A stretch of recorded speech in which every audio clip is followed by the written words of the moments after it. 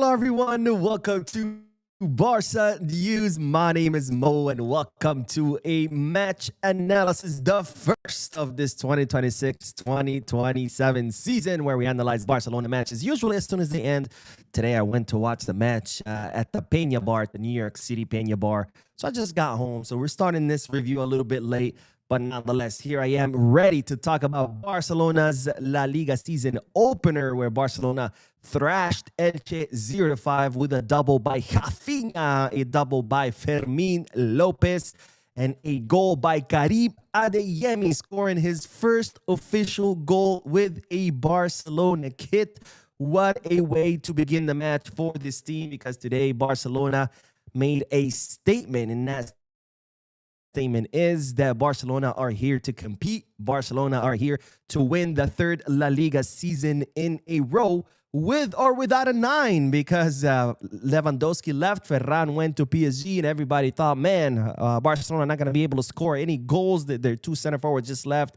But nope, Barcelona came today without a 9 and still put 5 goals past Elche, confirming once again that this team is truly one of the best attacking teams in the entire world. And I'm going to talk about that with more details in a little bit. But first, I do want to review Barcelona's lineup, because, of course, there was a lot of changes in today's lineup as expected, especially with the World Cup in the summer. You know, Hansi Flick said in the preseason that all the players that had played the final would not get full 90 minutes today, and that's exactly what happened. So let's look at the lineup, and then we'll talk about general sensations about the team, and then we'll talk about specific players, because, by God, there's a lot to talk about today. Let's begin with the lineup, because, of course, we did have Joan Garcia in goal. We had Eric Garcia starting as a right back in the place of Jules Koundé. We don't know if this is going to be a permanent thing where Hansi Flick is trusting Eric Garcia more than Koundé, or if this is just, Hansi Flick, living up to his promise that the World Cup players who played in the final weren't going to play full 90 minutes. Koundé did not play the final, but he did play the third and fourth place match, which is pretty much the same. He played the full World Cup. So we're going to have to wait and see. Christensen and Gerard Martin as our two center backs. Pau Cubarsí getting a full rest today. And then in left back, Xavi Espart. Xavi Espart, ladies and gentlemen, a guy who's a midfielder, who was playing as a right back and did an amazing job, went back to his natural position of playing as a midfielder, did a wonderful job, and today playing as a left back for the first time ever and doing a great job. I don't know what else to say about Xavi Espart.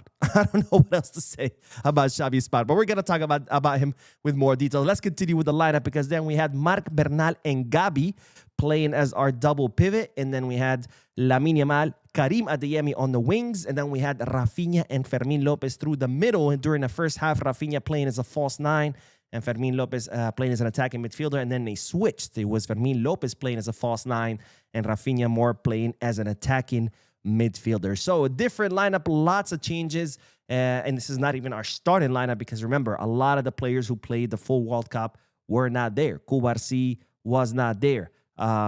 Jules Koundé, he did not start. Joao Cancelo, he did not start. Rodri, he has yet to debut.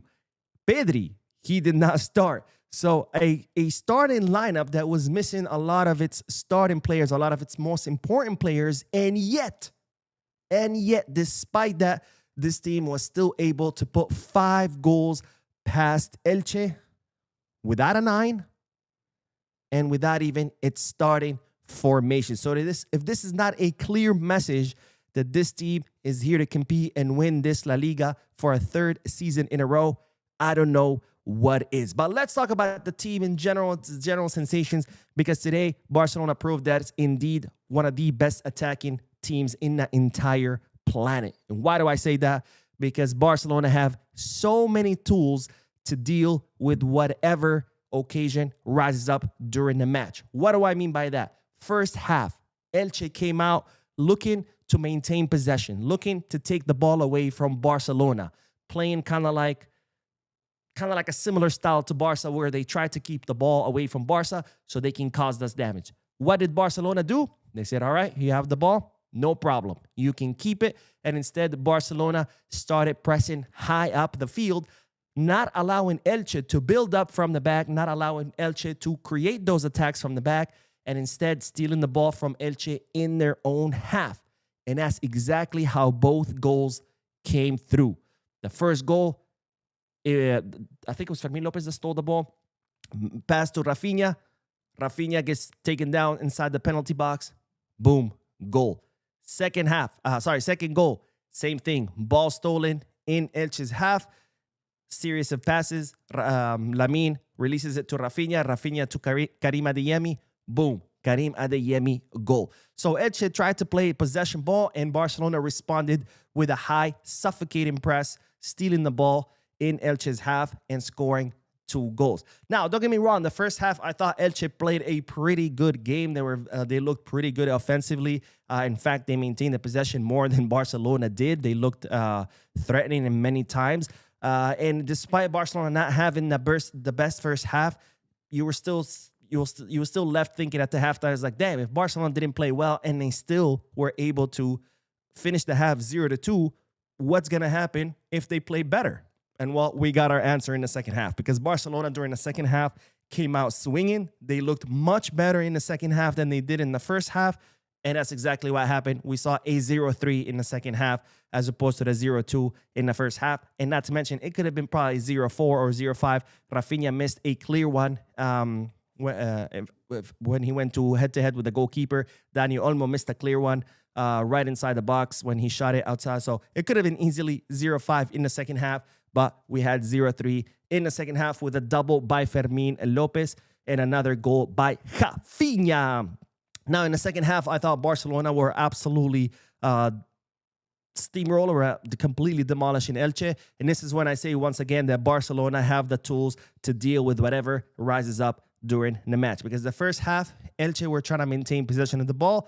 Barcelona countered that by pressing up high and stealing the ball in Elche's half. Second half, Elche started playing more aggressively, more playing attacks, attacking a lot more. So what did Barcelona do? Instead of trying to press up high and risk getting their backs caught, because Elche were a lot more aggressive in the second half, Barcelona instead retreated more to their half, spent more time in their half than they did in Elche's half, and instead they looked for what? For those counterattack and those long balls to the space to try to take advantage of the fact that Elche had advanced their lines. And that's exactly how these goals came, right? We had one through pass to Anthony Gordon, who put up a beautiful assist to Rafinha, who scored. And then another pass from Pedri again to Anthony Gordon, who makes the run, gives it selflessly, whatever, to Fermin Lopez, who also scores a goal. And then, of course, there was the beautiful fifth goal by Fermin Lopez, where he receives the ball with his back to the defenders. He pretends going one way, he goes the opposite way, leaving his defender completely confused, and then takes a shot with such precision and power that there was absolutely nothing for the Elche goalkeeper to do. So beautiful attacking by Barcelona, changing throughout the game depending on what Elche were doing, responding to whatever Elche were doing. And as a result, Barcelona were able to put 5 past Elche. Again, despite not being that good in the first half, I thought Elche was actually a tiny bit better, a tad bit better in the first half. And despite that, they were able to put up 0-2 in the first half. Second half, they improved. They put up 0-3, could have been 0-4, could have been 0-5. And with this, Barcelona make a clear statement that they are here to win this La Liga again.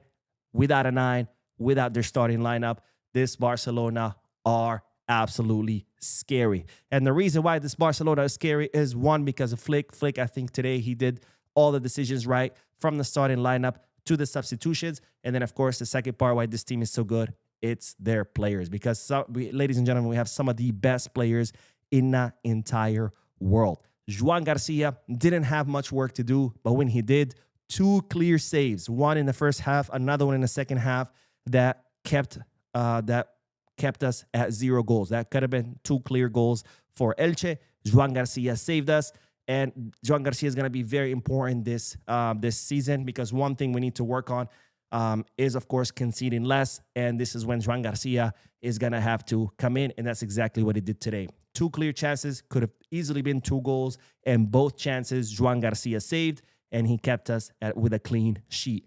Eric Garcia. From one Garcia, we go to another. Eric Garcia. I cannot praise this guy enough. This guy is the Swiss Army knife of Barcelona. This guy, doesn't matter where he plays, right back, center back, defensive mid. This guy is excellent. And today, Eric Garcia was absolutely excellent. Excellent going forward with his passes that were breaking all of Elche's lines. Excellent tracking back and helping with the defense. There was one clear chance by Elche right in front of goal. Had that ball connected with the Elche attacker, it would have been a goal because he was right in front of Joan Garcia. Comes Eric Garcia out of nowhere. Boom. Takes the ball away and keeps us with a clean sheet. Eric Garcia, ladies and gentlemen, deserves to start over Koundé a million times. I've been saying this since last season. Eric Garcia needs to be our starting right back, and Koundé needs to go to the bench and fight back and fight for his spot back because Eric Garcia is showing us that he is better than Koundé right now. Andreas Christensen, he's back. He is back, ladies and gentlemen, and this is why I've been saying we don't really need a center back. I mean, don't get me wrong. If we sign someone like Luqueba or Laporte, I'm not going to complain and say, oh, my God, please return him and get our money back. Obviously, I'd be happy. But if we don't sign a center back, I'm okay with that because Christensen is back. He could easily sub in for Pau Cubarsí, which is exactly what he did today. And you know, to be able to sub in for the best center back in the world and nobody noticing, that's a big thing. That's a big thing. That's not an easy thing to do. So Christensen, amazing job right next to Gerard Martin. Of course, Gerard Martin has been being a great center back all of last season, so nothing surprising there. And then, of course, we go to our other Swiss Army knife, Xavi Espart. Ladies and gentlemen, Xavi Espart was amazing in the left. I don't know how many balls he stole away from Elche today. I stopped counting because Xavi Espart was just all over that left flag, intercepting passes, taking balls away from the opposing team, making his killer passes. I mean, you can tell he's a midfielder playing as a fullback because the way he can read the field is absolutely insane. And his assist was masterclass. It's the kind of assist that you see from a midfielder because he is a midfielder. And, you know, having Xavi Espart on this team is a beauty. And we're blessed for that. And this is why I say that this team, or La Masia, is the gift that keeps on giving, because every season we have a player that comes up from the academy that surprises us all. And this season, it's Xavi Espart, right? 2 seasons ago, it was Fermin Lopez. This season, it's Xavi Espart. I mean, Xavi Espart is a blessing, and I cannot wait to see what he'll be doing throughout the season. Marc Bernal, really good job in a defensive midfield position. I think he definitely needs more minutes, but you can see how his progression is. He just keeps getting better match after match. Gabi, not a good match today at all. He was injured. Let's hope it's nothing serious. Once Pedri came in for his in a place of Gabi, we saw how the team improved a lot. So not a good match by Gabi. Let's hope it's all well. Lamine Yamal, not a good match for him either. But we all know what Lamine Yamal is capable of. He's still in his preseason form. So it's only a matter of time until Lamine Yamal starts flying again. Fermin Lopez, he clearly needs to be our starting attacking mid. Fermin Lopez, 2 goals today.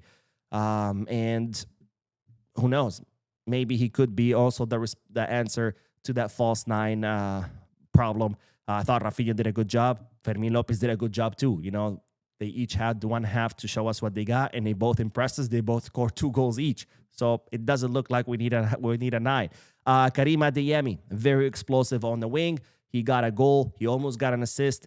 I mean, what else can I say? And then, of course, there's Anthony Gordon. My God, that guy's speed is just absolutely insane. I mean, he had 2 assists in 5 minutes. And both assists, he had so much, well, especially the second one, he had so much distance on his defender that it was absolutely sickening. He is so fast. His defender was like 10 feet behind him. I mean, there was no way to catch that guy. And he didn't even look like he was trying to sprint. It looks like he was jogging. I mean, his speed on the wings is absolutely insane. And both Karim Adeyemi and Anthony Gordon, you know, constantly tracking back to help with the defense. You know, we had Rashford, who also was very fast, but of course, he never wanted to help with the defense. Not the case with Adeyemi, not the case with Anthony Gordon. In fact, the two of them looked like they've been playing for Barcelona for a couple of seasons now, because despite Adeyemi arriving this summer, and Anthony Gordon as well, they both look so adapted to Hansi Flick's system that they look like they've been playing here for, I don't know, 2-3 seasons. And for For once, I do not feel worried about our wings. For once, I'm not worried that if Lamine Yamal gets injured, what the hell are we going to do?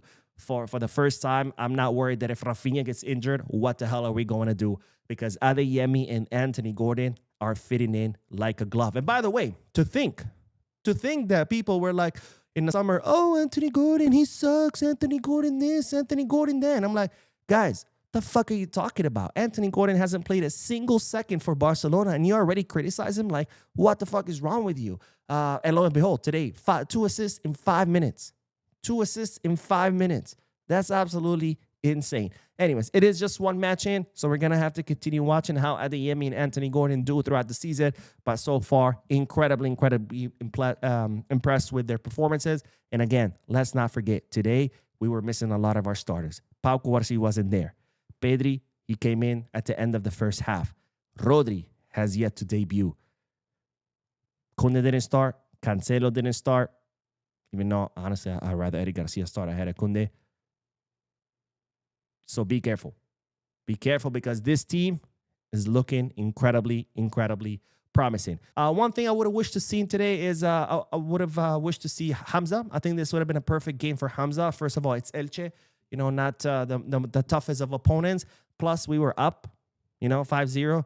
I think it would have been nice to bring in Hamza maybe the last 10 minutes. We did it. That's okay. I'm sure we'll see him at a different time. But I would have loved to see that. But anyways, that's all I got to say about today's match. An incredible way to start this La Liga season. This is a statement. This is a statement saying that we're here. And we are here to win it once again. Let me know what you guys' thoughts are about the match, about the team, about the players. Let's do a few more comments and then we'll end this because I do have to make another video. Again, I was out all day today, but hey, it's Sunday. It was beautiful weather, so why not? Z Delmore says, hey, Mo, I know it's just Elche, but the team is looking really good. First half lack control, but the second, the boys step up. I agree 100%. I think the team did look great. Not a big fan of the first half, but despite that, I mean, look, if Barcelona can score 2 goals despite playing bad, I mean, that tells you something, right? That tells you something. The Rebel Pilot says, did you see Julian getting booed by the Patetico fans and walking down the tunnel by himself right after the game? Man, might as well get the Cersei Lannister walk of shame treatment from Game of Thrones? Yeah, Game of Thrones. Cersei, right? That was her name. When they walk her down and they're pelting her with throwing vegetables and rocks at her. Man, I saw it. And honestly, Julian, bro, you need to just not play the whole season because if this is the kind of treatment you're getting, the club itself keeping you prisoner, the fans insulting you and putting up signs for you to leave and booing you, then fuck the fans, fuck the club. They don't deserve you. Just go to the bench and pretend you're injured and fuck it. That's what I would do. Malik says, this team made me so proud today. Amen, my friend. And Costa says, good evening, Mo. Good day to be a Barcelona fan. Visca Barca. Visca Barca, my friend. You got the hearts backwards. It's blue, then red. Red and blue is PSG. Sony says, Mo, Anthony Gordon is reminding me more and more of Thomas Muller or a non-skilling Dennis Bergkamp. Not a true striker, but someone that creates space and pulls defenders out wide. I mean, his speed is insane. That boy is so explosive. It's not even fair. Solomon says, hi, Mo. Have you been watching Xavi Espart at the Academy? You predicted that he will surprise us. I'm surprised this kid is not just normal. Whew, man, Xavi Espart. Xavi. This is crazy. Every season, someone from the Academy comes up and just surprises all. And we're like, whoa, where did this guy come from? It's like Lamine Cubarsí came out 4 seasons ago. We're like, whoa, where did this guy from? Following season, Fermin Lopez comes out of nowhere, and you're like, whoa, who's this kid? Following season, it was Bernal and Gerard Martin come up, and you're like, whoa, who are these guys? This season, Xavi Espart comes up, you're like, whoa, who's this guy? It's like every season, man. Every season, there's someone that comes up, and you're like, whoa, who's this guy? And there's still some other players that could. I mean, I thought Brian Fariñas had a pretty good preseason. Obviously, it's the likelihood of Brian Fariñas actually playing substantial minutes this season. It's pretty tough because we have a million midfielders and they're all incredibly talented. I mean, just think about the lineup that we have in the midfield: Bernal, Rodri, Gabi, Olmo, Fermin, Pedri. This is how good they are. I forgot about Pedri, the best creative midfielder in the world, and I forgot about him. Frankie de Jong, 7 midfielders who would be starters. They would be able to start in any team around the world. All these 7, it's fucking balloons that just popped up. Well, actually, that's good timing. 7 midfielders, and these 7 midfielders could start in any team in the world, and we have all of them, and only 3 are gonna be able to start out of the 7. I mean, it's crazy. It's crazy. Our midfield is just absolutely bonkers. Noor Hassan says, "Hi Mo, I think we should keep Guilla Fernandez's backup this season. Now that Gabi's injured, I don't think we need any backups from the midfield. Rodri will need to be rotated. De Jong is injured. Bernal and Pedri are also injury prone. Your thoughts?" We have 7 midfielders for 3 positions. I think we're covered. And if you add Xavi Espart, who does a wonderful job in the midfield, that brings us up to 8. Include Brian Fariñas. Now we're at 9. I think we're pretty covered in the midfield. That's 3 per position. Barca Culture says, Yamin need to break up with that girl. Single Yamal is on demand time. We need the here we go. Yamal is single. Nah, Yamal is Yamal is in his preseason form. He was off for 3 weeks. He only played like 1 friendly match in the summer, which was the one against Al Ahly. It's gonna take him a couple of weeks. I mean, I wouldn't be surprised if against Athletic Club he also looks rusty, and after that, I'm sure he's gonna hit his stride. I mean, Gabi didn't have that best of matches today either. Kouarsi didn't even play.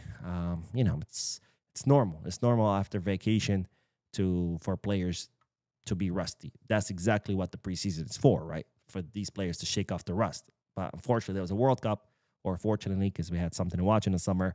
But with the World Cup in the summer, that meant that those players that played the final didn't have a preseason, so they weren't able to shake off the rust in the preseason. So now they're gonna have to shake off the rust during the season. Let's see. Chris says, Mo, do you think Lamine is going to be a problem? No. I just explained about Lamine. Let's see. Gio says, team is already this good when Rodri hasn't even stepped on the pitch, or Kouarsi, or Cancelo. Well, Cancelo did step in, but he came in like so late in the game, but he didn't start. So yeah, and Pedri only played like a minute or 2 in the first half. So, without Kouarsi, without Cancelo starting from the beginning, without Pedri starting, without Rodri even playing at all. My goodness. Gio says this team low-key doesn't even need a striker, but imagine they do get one. How many goals per game? I 100% agree with you. If we sign one, great. It would be better. But if we don't, I think we'd be okay. More than okay. We don't have one, and we just scored 5 goals. And that's how I feel about our center backs too. If we sign one, great. But if we don't, I think we're completely fine. I mean, Christian Gerard Martin today, they did a great job. And Kouarsi didn't even step on the field. And he's the best center back in the world. Fuse says, welcome our first match of the season. 5-star performance. We hope it continues till the end of the season. Visca Barça. Amen, my friend. Cornell says, great win today, bro. Football is back. Football is back. Let's go. Henry Lopez says, wish we would have saw Hamza. I agree. I think this would have been a good match. It's against Elche. We were up already. The last 10 minutes would have been cool. And Barca fan throwing up that Trinidad and Tobago flag. Let's go. Malik says, Gordon improved a lot of clowns wrong with his performance. Only Newcastle fans and our fans knew what he's capable. The funny thing is a lot of our fans were the ones saying that he sucked. And I'm like, bro, can you at least wait for him to play? Like, shit. My goodness. With fans like that, who needs fans? Noor Hassan says, hi, Mo. I think we should keep Guille. Oh, wait. Oh, please stop spamming. MMTWD says, Xavi Espart and Cancelo at right back, but we don't have left back other than Balde. Cancelo, bro. Cancelo played left the entire half of last season. And I'm pretty sure he mostly played on the left under Xavi Hernandez as well. But technically, our left backs are Cancelo and Balde. Obviously, if Balde leaves, which it's looking like he will, it could be Cancelo and Pesquer or Cancelo and Xavi Espart, because we've seen Xavi Espart apparently can play there too. This motherfucker can play everywhere. And on the right, Eric Garcia and Koundé. So I think we're covered. Pitcher says, is Gabi injured? Yes, as always, we'll find out more tomorrow. Usually tests are done the next day. Once the swelling goes down, they usually ice that area the whole day. They go to sleep, and then the next day, the area is less swollen, so it's easier to see, because when something's swollen too much, it's hard to see the imaging. So usually the next day is when they do all the tests, the more extensive tests. So tomorrow we'll know for sure. I'm sure there's already reports everywhere today about what happened with Gabi and how long he's gonna be out. I'm not saying those reports are truth or lie. Just it's not for sure until tomorrow. Tomorrow they'll do the test. Tomorrow we'll know 100% for sure what's going on with him, how long he's going to be out. Hopefully nothing serious. Paulie says the Sharks substituted Ballon d'Or winner and saved PSG into a tie. Cray. I saw that a lot of people were talking about, Ferran scored 2 goals for PSG. I'm not surprised. It is the French league, and I think that's more his level. So I wouldn't be surprised if Ferran does really well in the league, because it's more his level. It's a league that's a lot weaker than La Liga. It's PSG pretty much with this monster team, all full of superstars, playing a bunch of farmers. So I wouldn't be surprised if Ferran continues to score and doing well, because that's more his level. Emmerich says being able to rotate in La Liga opens so many doors in the Champions League. Agreed, because then your players can stay healthy for the Champions League and rested for the Champions League, and you're not exhausted or getting your players injured because they're so tired. Edwin says Elche plays open, which played into our hands. I'm interested in seeing how we play against a demonic low block without a natural 9. Thoughts? I think we'd be fine with what I saw today. I mean, you are right. Elche was playing, and they do play offensive football as opposed to most, weaker teams who always look to just park the bus and pray to God that they don't get murdered. Elche, and by the way, my hat's off to Elche. I mean, being a much smaller team without the budget and the players that the big teams have, and here they are playing, head to head. Like, I don't care. Like, we're gonna try to maintain the ball. We're gonna attack. We're gonna try to counter attack. And I love that. That's what football's about. This whole parking the bus and just staying super low block and just hoping for a miracle counter attack. To me, that's anti-football. I mean, I understand that teams do it because they can't, if you go head to head with the bigger teams, you're going to get demolished. But, I mean, wouldn't you rather at least try? And if you get demolished, you get demolished. And if you don't, that's amazing. I don't know. But you are right about that. As far as a low block, I mean, as you can see, we have so many different variants that can unlock low block defenses, whether it be Lamine Yamal's dribbling on the right, whether it be Karim Adeyemi's explosive on the left, whether it could be Fermin Lopez's runs into the box, whether it could be Dani Olmo's runs from the back line or from the midline, I should say. I think we have options. This is why I say that this Barca is one of the best attacking teams in the whole planet, because they have so many tools to counter so many different scenarios. Like, first half, Elche were trying to maintain possession, so Barcelona started pressing high and stealing the ball in Elche's own half. Second half, Elche started attacking, so Barcelona started doing more long passes to the space and counter attacks.